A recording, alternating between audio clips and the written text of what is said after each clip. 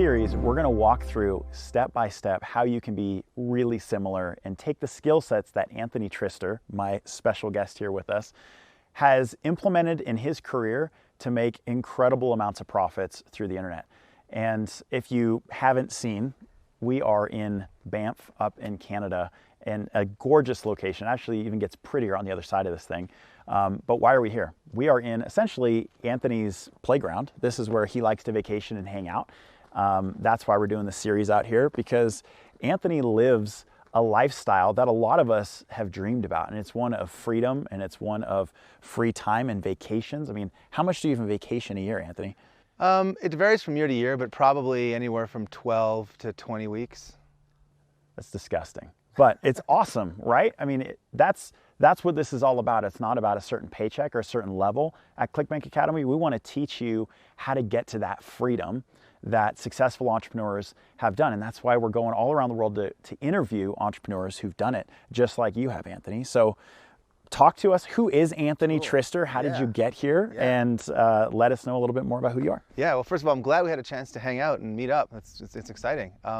So yeah, I mean, I come from an entrepreneurial background, which I know is quite different from most other entrepreneurs. And it's funny, I didn't even realize that until, in my later years, when all of my friends' stories as to why they became an entrepreneur was the opposite of mine. They saw their parents working hard and going to a job they didn't like and struggling and not being, having, financial issues. And they said, I'm never going to do that.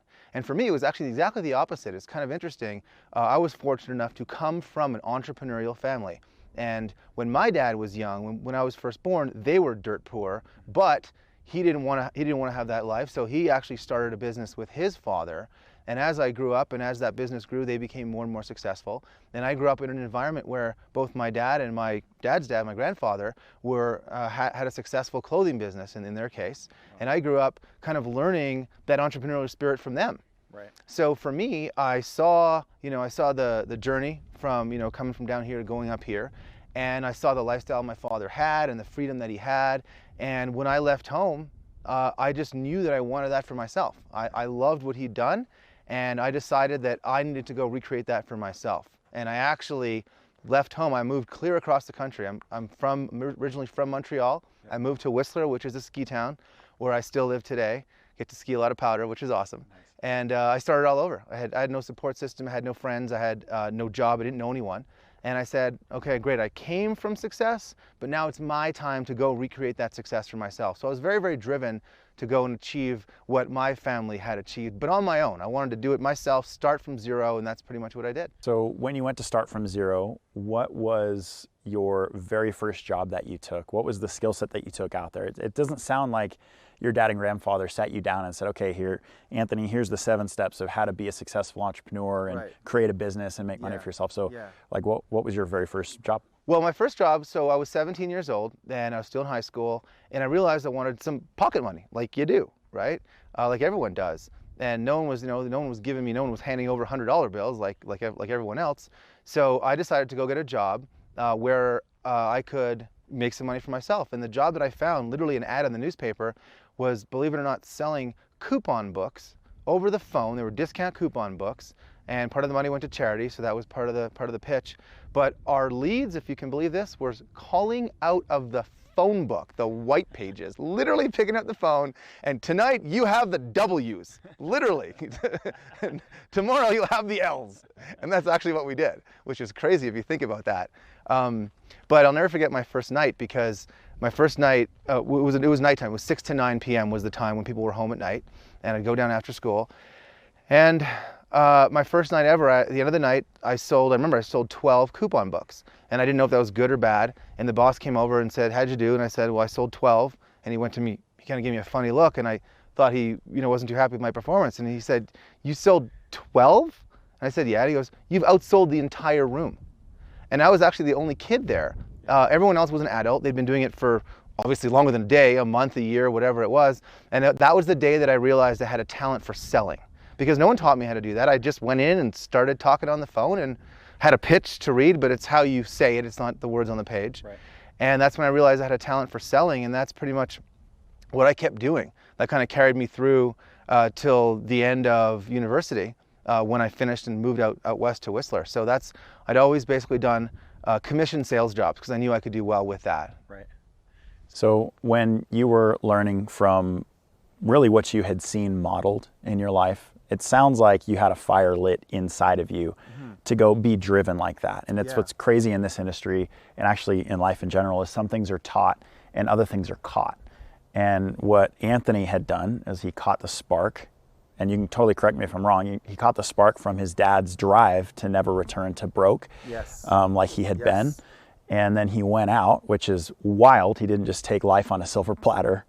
Right? And then you went out to create something on your own. That's what I did. I was fortunate because, you know, we had some success. So my parents always had, I didn't have my own car, but there was an extra car in the driveway I could use every time. You know, there was nice vacations and we had all that. But it was cool, but I wanted to be mine. I wanted to create it myself. So when I moved across the country, you know, I went from, you know, having access to, you know, cars and, you know, nice homes and whatnot to taking the bus. And I actually did it took me about 5 or 6 years from the time that I first moved across the country to the time I could afford to buy my own car, and things kind of started going better and better. But basically, that's exactly what I did. I started over. I got a job where it was in timeshare industry, actually, where we were getting people in tourist resorts to go on these timeshare tours, and that was my job. Hey, you really need to see this property. You're going to love it. And it was that kind of thing.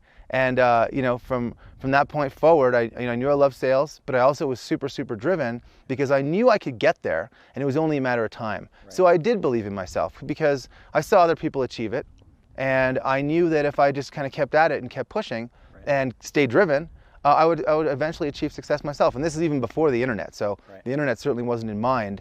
But you know, it doesn't matter whether it's online or offline. If you're driven, if you have people around you, if you surround yourself with the right kind of people and you learn from them and they're driven, you're going to be successful. That's my opinion.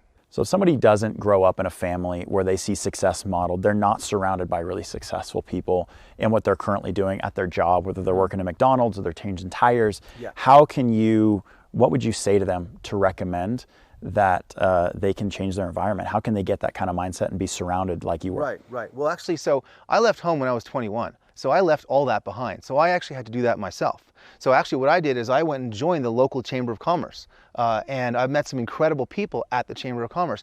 Even though Chamber of Commerce are typically local businesses, it doesn't matter if your business has anything to do with the local business environment, or even if you have a business, because they'll certainly let you join, they'll let you go to events. And that's where I met some really fascinating people. So much so, actually, one of them I've become close friends with, and now we're in business in another business that we're actually about to buy right now. So that's a great place to find other entrepreneurs. Irrelevant if you have a business. It doesn't matter if your business is nothing to do with the local economy, which in Whistler, most of those companies, actually, they're all local businesses, but I just want to be part of other entrepreneurs. And it's a great place to meet cool people, cool mindseted people, entrepreneurial mindset. So that's a great thing you can do, is go join the Chamber of Commerce.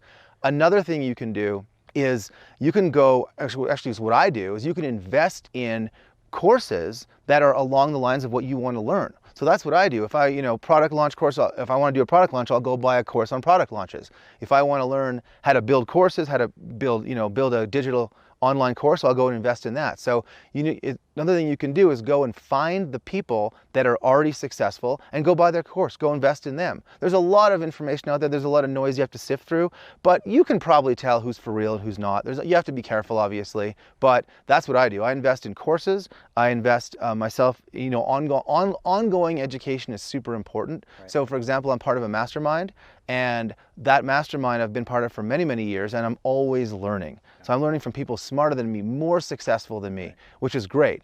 And so that's a big one. And also you can go to events. There could be local events, there could be marketing events that are happening in different parts of the country, but just invest in yourself, in your education, in your ongoing learning is something you can absolutely do. And that's what I've done, what I continue to do.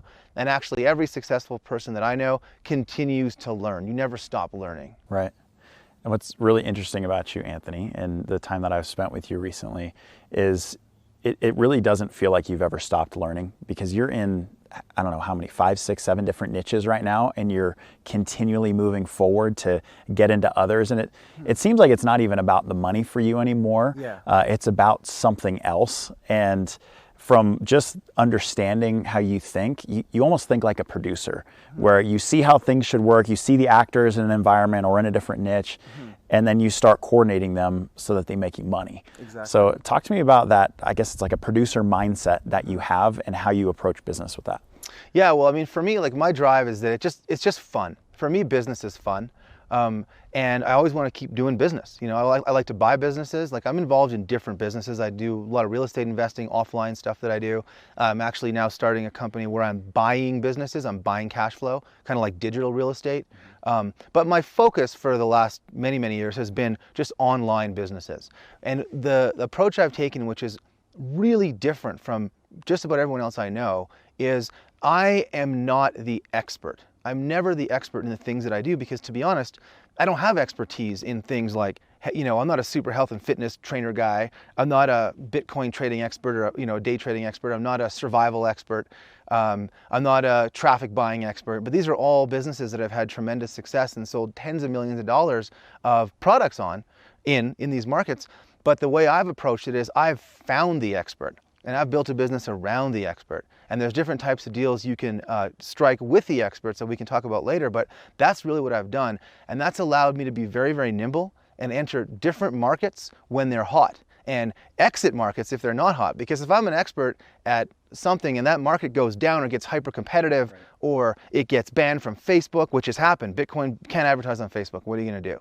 Right? So it's a good thing I'm not only a Bitcoin expert because I'd be in big trouble right now. I wouldn't be able to advertise. Right. So it's allowed me a lot of flexibility and to be super nimble and enter markets when I see opportunities. So that's really what I think it sets me a little bit apart from others. And I think a lot of my success has come from the fact that I can see an opportunity kind of from a mile away and I say, aha, I'm going to go into that market next. Right. So in this next section we're about to walk through, Anthony's going to walk through 7 specific areas and how he thinks differently. And I really want you to start to shift your perspective, because really the only difference in successful people and not successful people is mostly the way that they think. So I'd love for you to just really take a lot of notes in this next section, because we're going to walk through again 7 specific points and how he sees differently to create and produce products online. And again, he's done over $50 million of sales online. You're going to want to listen to every single piece of this and take notes on this.